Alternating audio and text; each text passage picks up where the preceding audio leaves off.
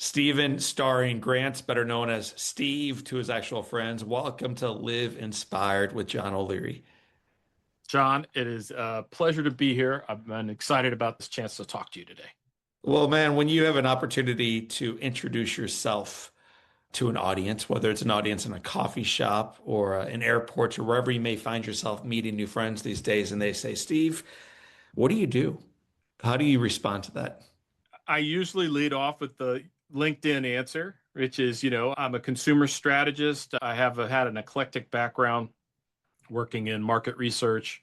I try to understand culturally, psychologically, emotionally, spiritually, why people make the spending decisions that they make, right? What do they want out of life and how does that connect to the sort of purchase decisions that they make?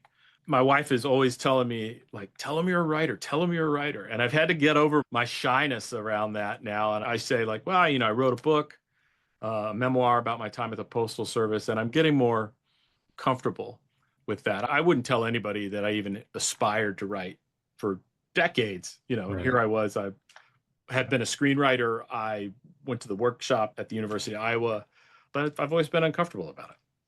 I don't think you're alone. I too am a writer and struggled with that title for a long time and a speaker. And the idea of introducing yourself as a speaker Right, or a writer exactly. doesn't seem real. I mean, it just doesn't seem like enough of a job. So you make something else up. Uh, Why do you think uh, that is? a lot of writers are have a lot of self-awareness, and at some points, I think an almost crippling level of self-awareness. Right, you can hear yourself saying stuff, Hmm. and I remember being an undergrad, and there was a coffee shop just down the block from where me and my friends lived. Coffee shops are not common in America at this point. So this was like a new thing in Raleigh. And we were in there. It was North Carolina, so people could smoke in there at the time. And I remember this guy all dressed in black, smoking a Galois cigarette and telling everybody that he was a writer. And I was just like, the way I'm looking at this guy right now, that is my nightmare. That if I begin to behave in a way that's what people go, look at this pretentious jerk. There is nothing that he has done that merits him referring to himself as a writer. And I've always wanted to be careful about that. I do feel like I've earned it now. I can say that. I wrote a memoir and people dug it. It meant something to people. And so I'm going to give myself a permission slip on that. So we're going to go through part of what you wrote about and then ultimately the story that led to it. And I'm going to be very curious about the lead up story. So we're going to start there. Appalachia. How do you pronounce it appropriately? Appalachia. Appalachia, and particularly in the southern Appalachians, which is basically the part I'm in, starts just south of the Pennsylvania state line and runs down through Georgia. And, as I talk about in the book at length, my dad was very much an Appalachian. West Virginia is the only state in the Appalachians which is entirely within the Appalachian Mountains. And Wow. so the rest of them, like Virginia, we have the Tidewater, we have the Piedmont, the foothill region, and then you get into the proper Blue Ridge and Shenandoah mountains. So we have a number of different terrains. West Virginia is all mountains. It's all Appalachia. And Dad was proud to be a West Virginian, considered himself Appalachian. We had all the Foxfire books on our bookshelf when we were kids, which are about the folkways of the Yeah. folks that lived here in Appalachia. And so for a long time, when we moved to California and lived there for a while, I sort of thought, oh, I'm Californian now. I've laundered myself in some way into a Californian. And I am. Both my girls were born in California, but deep down, my source code is Appalachian, and I'm proudly so. And I'm happy to say that that's part of the book. Yeah. You talked a little bit about your dad. Expand on that a little bit. I know he's a professor or an engineer Yeah. He and a was professor. he passed away just before the book came out. And actually, as I was writing the book, Dad passed away. But he was a West Virginian from Charleston, the capital of West Virginia, but spent time up in Pocahontas County with his cousin and his grandfather, Titus Grant. And he was very proud of our family history. The Grants moved to West Virginia basically as the Constitution was being ratified and were there until Dad and my Uncle Rich left to go do something other than make window glass, which is what all the Grants did. But dad was he used to always say, There's two kinds of engineers. There's pencil and paper engineers, and there's shade tree mechanics. And my father was a shade tree mechanic. He was an engineer all the way through, like a potato. There was no part of him that was not an engineer. And that is how he saw the world, systems with boundaries that interacted with each other. He was a master fly fisherman, particularly of small water, dry fly fishing for trout here in the mountains. And he was our scoutmaster of our scout troop. He was a wonderful grandfather to the girls.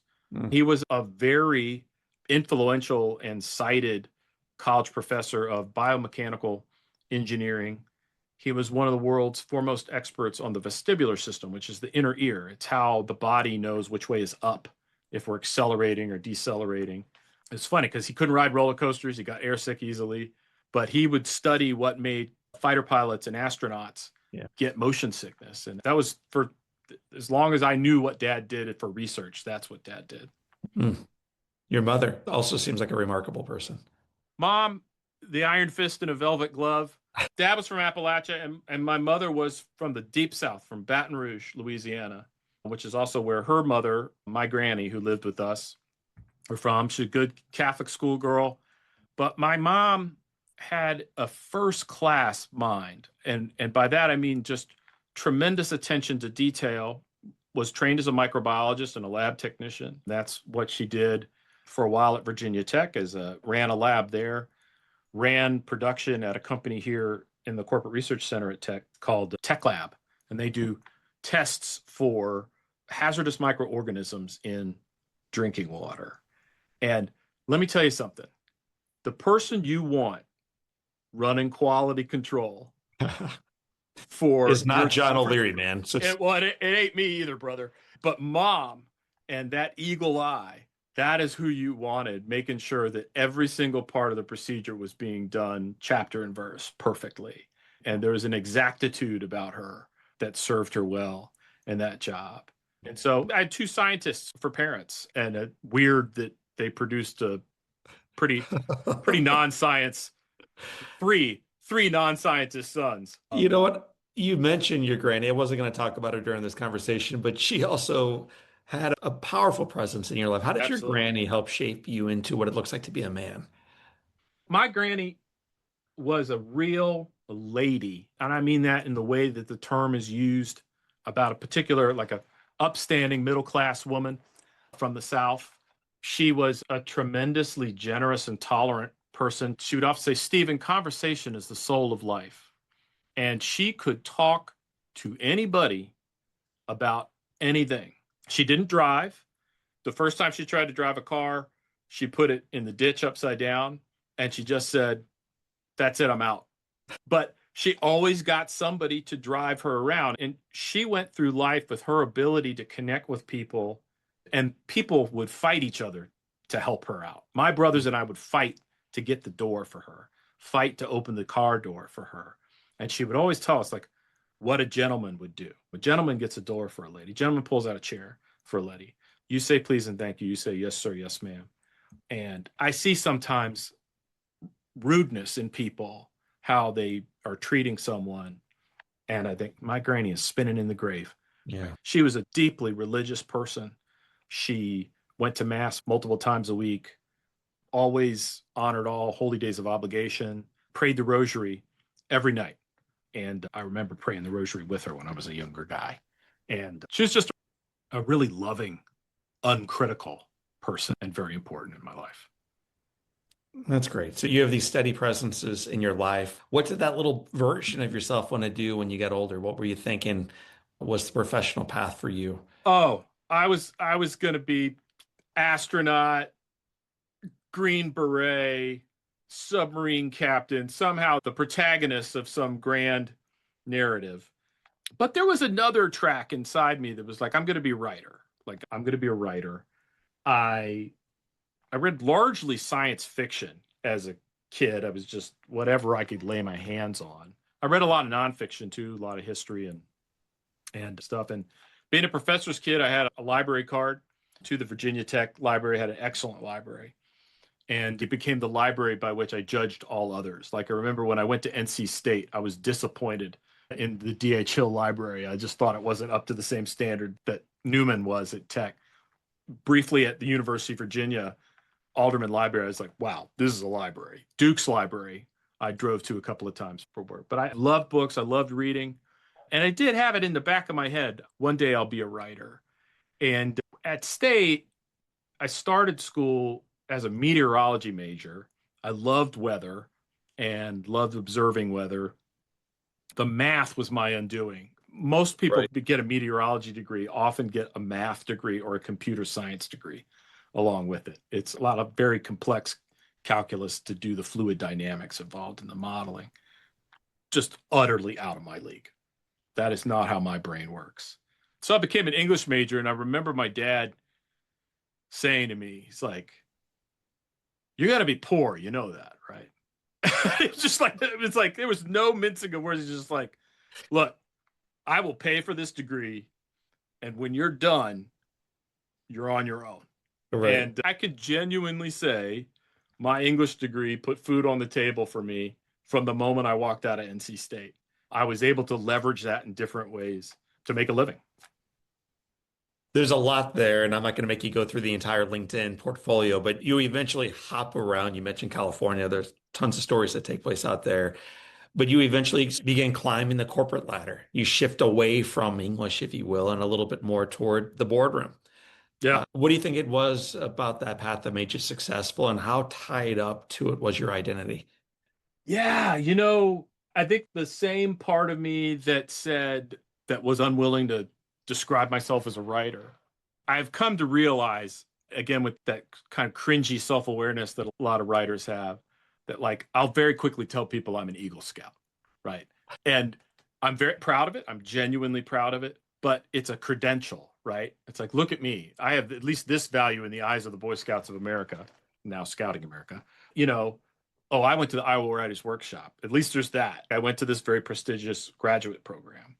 I'm an adjunct professor at Virginia Tech. There's an armor that comes with Yes. that, where you get to say, and that drives a lot of people. I think one of the things that appealed to me about military service, which I did not do ultimately, but I thought having a rank as an officer, I thought that would be great to be a captain or a major or even a colonel.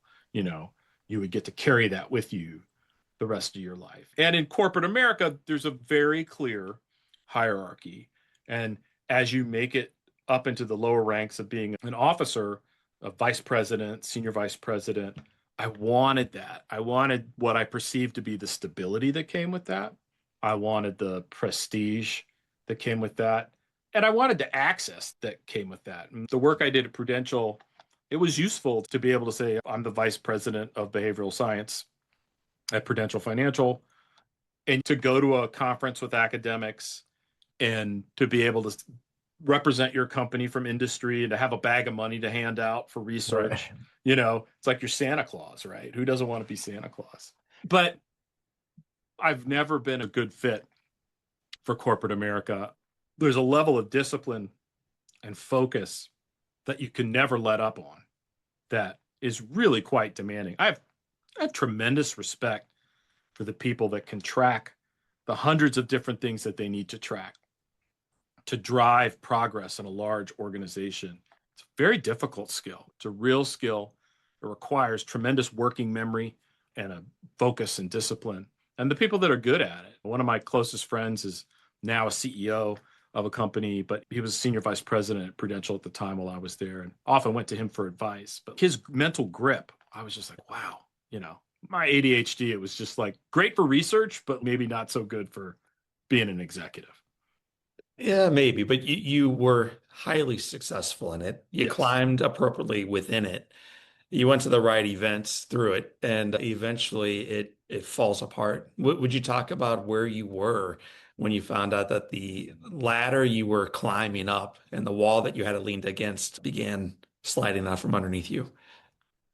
I'll give it two events. One's in the book, but I'll give you the one that preceded it, which was Prudential went through an internal reorganization, and my lab had just really started producing if it was scaled, what I thought was going to make a real bottom line impact to the firm, which is a publicly traded company. That's what they're looking for. Yeah. I just got reorganized out of existence. So I went back into advertising agency world, which is always a little more like quicksand, and was working there and at a small boutique shop. And then the pandemic came, and we had a big law firm as a client. I was flying from Blacksburg. I was going to go up to Manhattan for a day of meetings, and got to Charlotte. I was going to change planes to the big flight to LaGuardia, and I'm walking through the terminal, and my partner calls me and she says, "Hey, just turn around." Mm. They're like, "The client's not going to meet with us. They've already said they're not going to meet with us in person at all, and they're going to freeze on what we're doing right now because they need to be in a defensive posture." This was everywhere. Yeah. Maximum uncertainty in the market. Nobody knew what to do. Corporations, you hoard money, right? You stop discretionary spending, and you want those resources to be able to pivot to what comes next. So I can't blame them. It was just bad luck. And so I'm like, all right. I walked back into the Admirals Club, said, "I'm going to need a ticket home." They took my flight and got me going home. The woman at the desk said that everybody she talked to that day, it was the same thing was happening to them. And I remember how quiet the Charlotte airport was. Got Yeah. those rocking chairs, always full of people, those white rocking chairs Yes. along the people mover, and there was nobody in them. And I was like, that's like I'm in a science fiction movie. This is not good. And then I got a call from my boss, and he was like, "Sorry, bud, we're going to shutter the shop." And then I was on my own, and I was like, it's one thing to get laid off. I've gotten laid off before. I've had my horse shot out from under me before. But I knew that this was going to be different. Yes. It's like people don't fly to Charlotte to just turn around and fly home. Charlotte Airport is always busy, always busy. And the idea that there just wasn't anybody there, I was like, the world is going to a weird place. Mm. Well, as few people as were there the day you found out you lost your job within a week, there's literally no one in that international airport. The whole Yeah, world, the brakes are slammed upon, and your life is utterly changed along with everyone else's. sure. But in addition to this, you get additional news, man. So take us forward from there. I had just gotten a diagnosis of prostate cancer. My PSA scores were creeping up. My dad had had prostate cancer. His brother, my Uncle Rich, had had prostate cancer. They'd both been treated successfully for it. Right.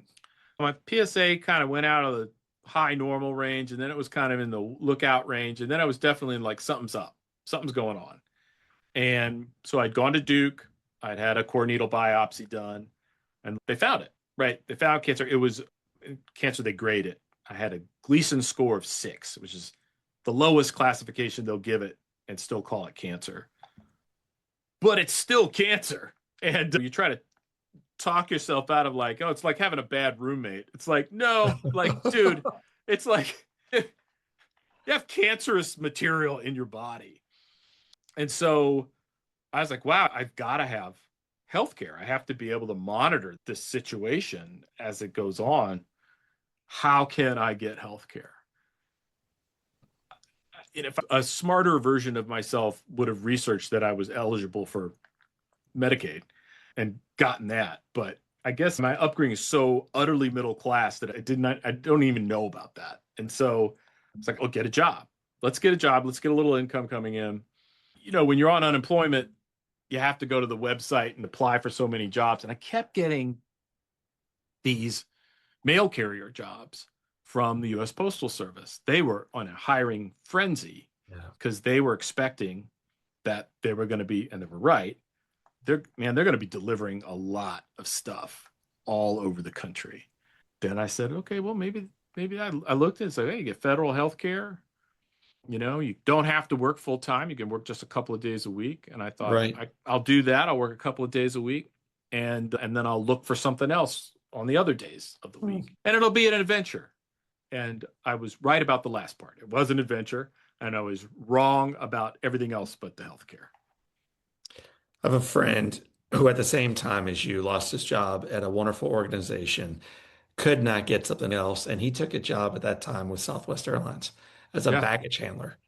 Yeah. And so he goes essentially from the C-suite to the tarmac. And I saw him this past weekend at a celebration for one of our family friends, and he's never been happier.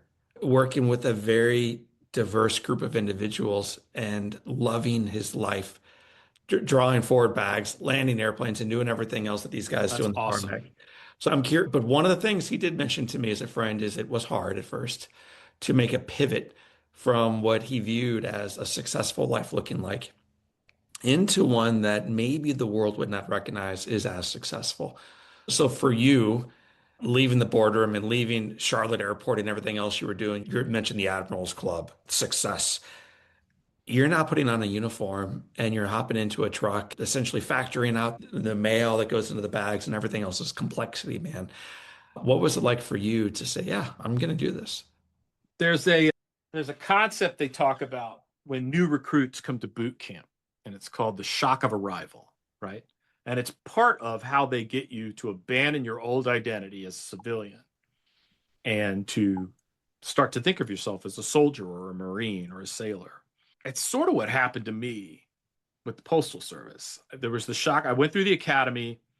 I remember being in a room full of people, and I was the only person taking notes. I came in ready. Okay, we're gonna go through some kind of a shake and bake here. There's gonna be PowerPoints, you know, and I'm gonna take notes so that I'll have it ready to, when the whatever exam happens or whatever, I'll be ready for that. And I remember sitting down. At one point, I looked up from the room and I thought, there is nobody else in this room taking notes. And then I realized it's like I've had a pretty different life than my fellow trainees in this room. When we did the driver training where we were driving the LLVs, which are the government-owned vehicle and it had all those mirrors on the outside of it. If you were over the age of 35 and you'd done a lot of driving with a car without sensors on it, you were doing good on the course. But I remember there was a dude who was probably 60 years old, and he had been a bus driver. He was a youth minister and a bus driver for the school district where he lived. And it was like watching ballet, watch this guy do the driving test. And I thought, okay, this guy has driven a school bus with other people's kids in it for how many years? Like, he's got a set of skills that I can only dream of. And you get into your friend, the baggage handler. It's like, it's not just that you're not in the C-suite anymore, right? It's not just that you're not an executive. You don't have all the kind of trappings that come with that, right? You come into a new job and you're the new guy. You are the rookie. And you're viewed with a level of suspicion. You're tolerated, right? Mm. And I was used to that. I was used to, let's welcome Steve, our new director of consumer research, blah, blah, blah. Everybody's excited to meet you. Everybody's like, who is this dinosaur that just showed up to be a letter carrier? And I tell people there is no one thing about delivering the mail, which is hard, but putting them all together in the right order and doing your job in the amount of time you have to do it, that's the hard thing. Mm. And there are so many little things you got to get right that really only towards the end of my year in the Postal Service was I reliably doing most of them. The character Wade in the book was one of the super carriers that I really looked up. I just like, this guy is like amazing. And I carried his route for a few weeks and was just blown away by how easy he made it look. Right. And even to one of my very last days there, I remember Wade going, "Did you check the hot case, Steve?" I was like, didn't check the hot case. Got to go check the hot case. And grab those sort of random mail out of the hot case and sort it into your stuff before you get on the road. So there's just a lot of complexity to it. A customer sees you kind of cruise up, you put some mail in the box, maybe you walk a package up, chit chat if the customer's in the yard. You are seeing like 0.5% of the 100% of what it takes to be a letter carrier. They just see the easy part, just like, just stick it in the box. So you and I were talking before we started recording that my father-in-law was a letter carrier, and it was a Marine.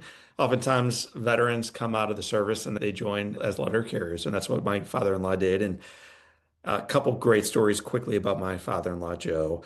The first is I asked him for the right and the honor of marrying his daughter while he was at work. I wasn't sure how else to do it, without her Yeah. being aware of it. So I showed up at the Postal Service and there's all those trucks and all these women and men. And then I see Joe's truck pull up and I jumped out and ran over and asked for the ride and he blessed it, which was awesome. But what I remember most about his work was when he passed away years later at his wake. So many folks came up through the line greeting our family who he delivered mail to. It's like it's so transactional. It's a letter carrier in and out, it seems. And yet, on his route, he had built a sincere, honest, awesome relationship with the ladies and gentlemen he served the mail to. And they passed forward these beautiful stories. I'm sure you have your own stories during the time as a letter carrier where you built up a relationship with that person or two or more. So, what were some of the stories that moved you to recognize this isn't just letter carrying, it's mission work?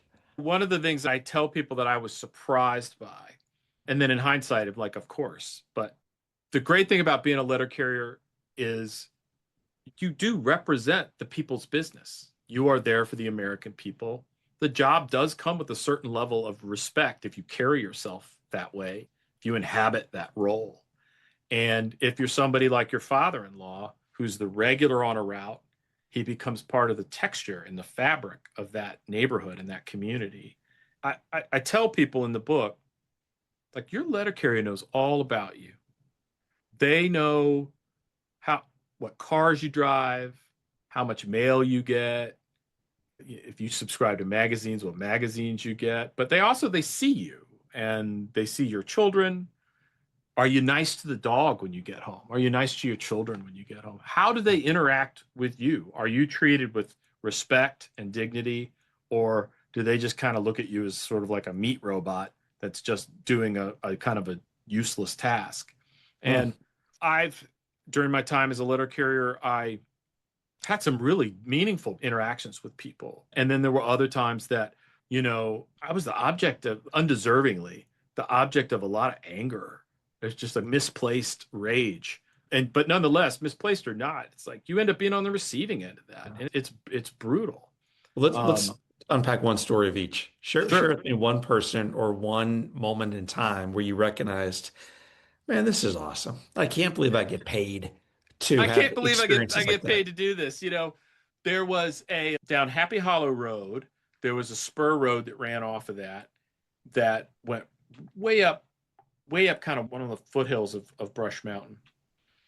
And Happy Hollow itself is quite narrow.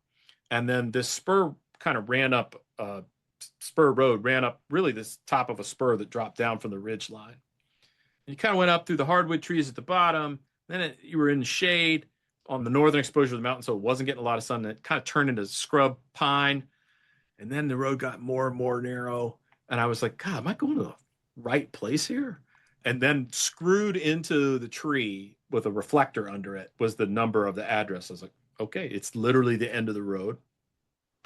Came through a 2-track dirt road into somebody had carved a farm out of the top of this mountain.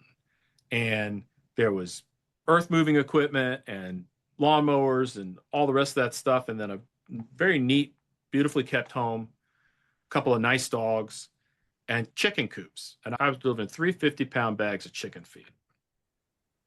And the old lady came out that lived there, reminded me of my mama, pants on, had her work gloves with her. And I could tell it bothered her to ask me, but she said, like, would you be so kind as to roll these down to the chicken coops?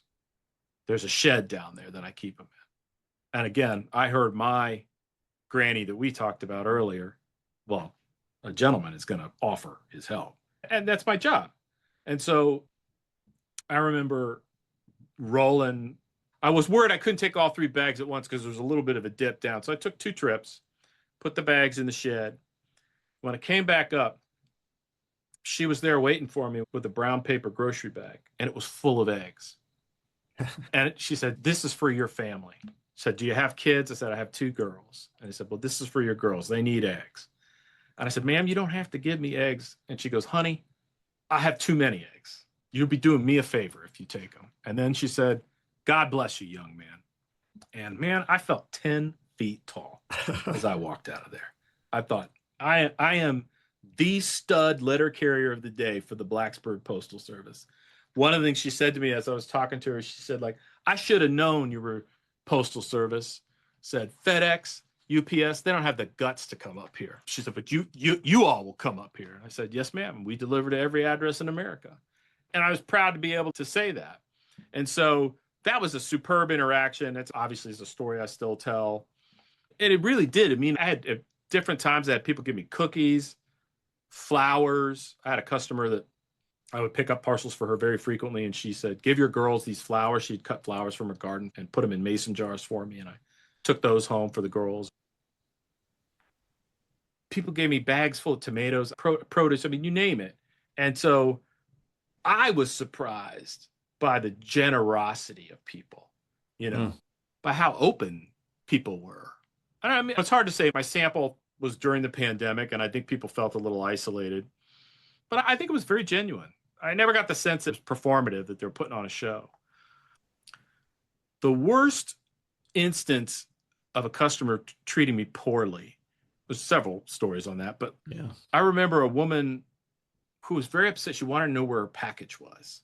I'm going to tell everybody on the phone here. Your letter carrier does not know where your package is. Okay. We just have the packages that they give us in the morning. If you give us a tracking number, we can go home and we can talk to the main post office, and we talk to the clerk and they can see maybe where it is in the system.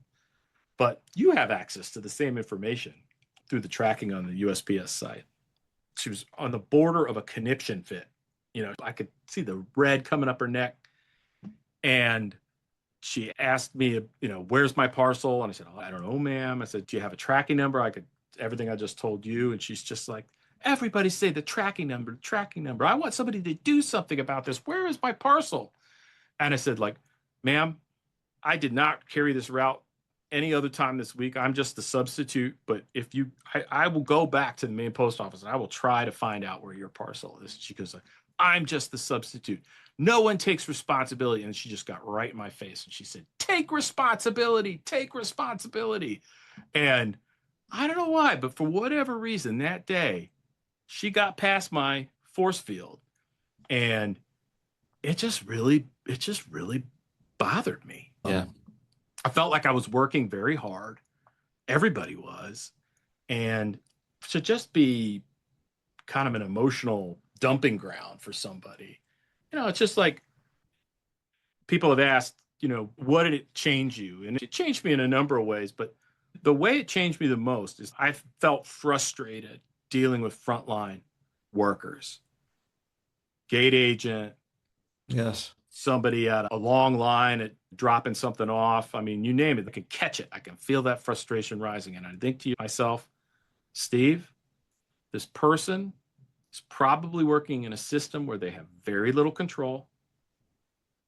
Assume they are doing the best that they can, but just for yourself, don't dump on them. Don't stick them with that. You'll still feel bad. And now you'll have ruined their day too. That's right. That's a negative sum outcome, right? Everybody loses. And it takes discipline. And like, I will be the first to admit, I have a temper. I have blown up on service people before this job, but I can say I haven't since, because you have to acknowledge their humanity, You've mentioned in the past that the job helped expand your soul. Those are big words. What do you mean by that? We talked about, like, you make your identity up out of your job. It's very seductive, right?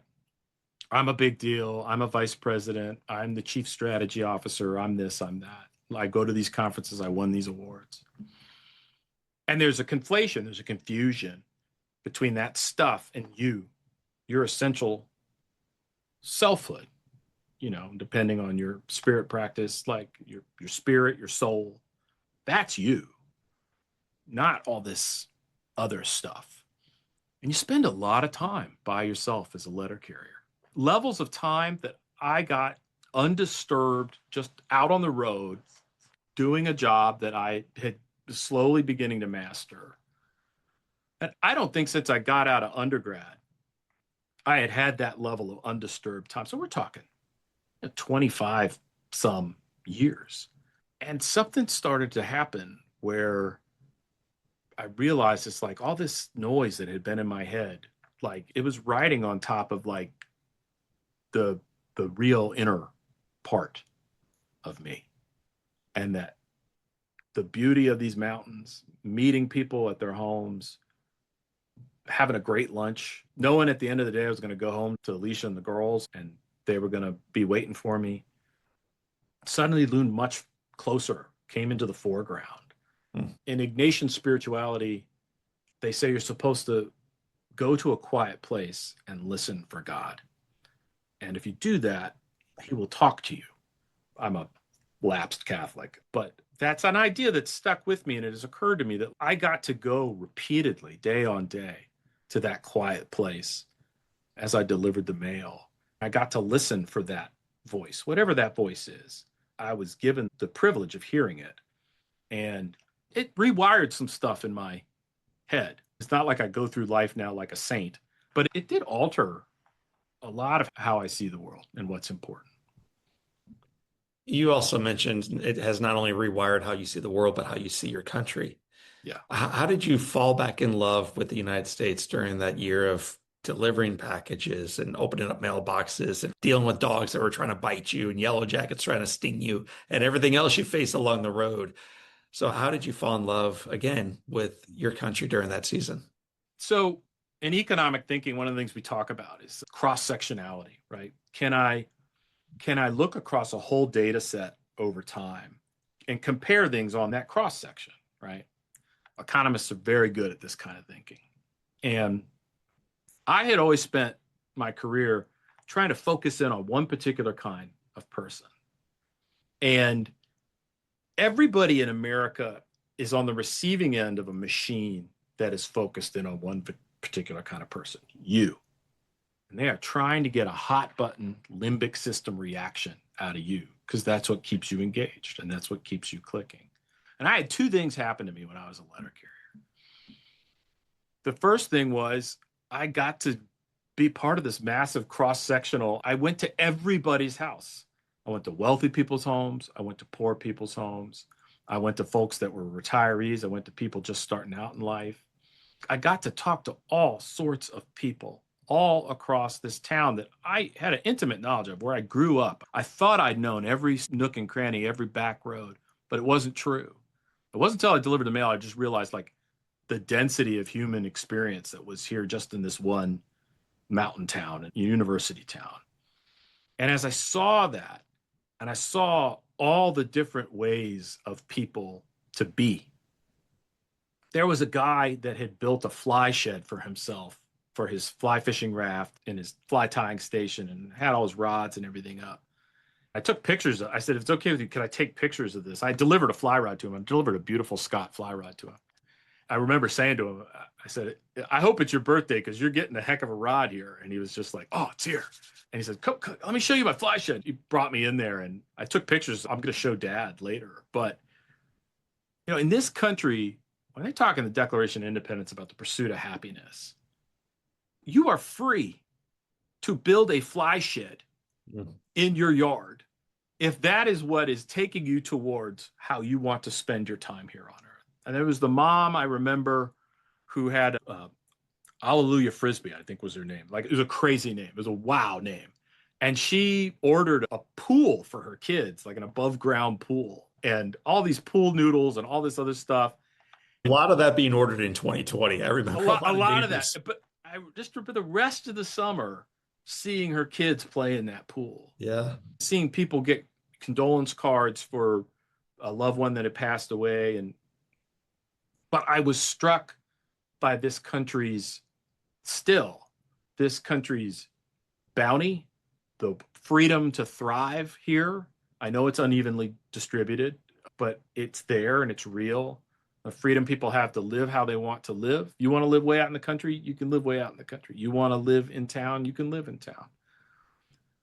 And the goodness of people. One of the things that the framers wanted was, they said, like, we think that people are good enough that they can form a government in their own name and that government can justly govern with the consent of the people there, and that the people in their collective wisdom will be able to change that government if it needs changing. But I believe in people. I think that people, there's enough inherent goodness in people that it's not an insane thing to have a republic.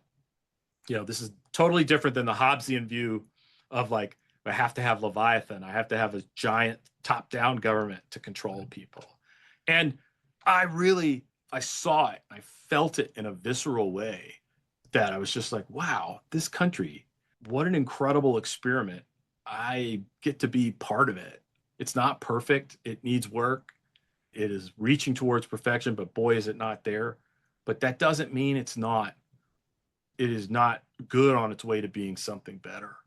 That was a very long answer. I'm sorry. But that is what happened with me. And it was another one of these sort of, Damascene moments where I really did see things differently as I left the job than I did going in. So that's what you witnessed during your time as a letter carrier. I'm curious, you were raising two little girls. What do you think they witnessed watching their father move from the C-suite, watching them get off the airplanes, come home, Yeah. ultimately put on a uniform, go off to work, come back with sweat stains under the pits and everything else we deal with as we do work like this? What do you think the girls witnessed in watching their dad become a letter carrier? Well, they're not so little now. So my oldest is now just finished her second year at Pratt Institute in Brooklyn. She's in illustration. She's a fine artist. And my youngest, Walker, she is going to William and Mary in the fall. And so they're both in college, and in their college essays, they both wrote about what happened, how, you know, their sense of who, their sense of economic security versus economic precarity, that their dad that they thought was some kind of a big deal, you know, and I was like, and that it hurt. I mean, it really did hurt to think that they lost something. And there's a lot of blame I threw at myself, and just like, other people kept their job. Why couldn't you keep your job? Why are you the loser that couldn't keep a job and just do Zoom meetings through the pandemic?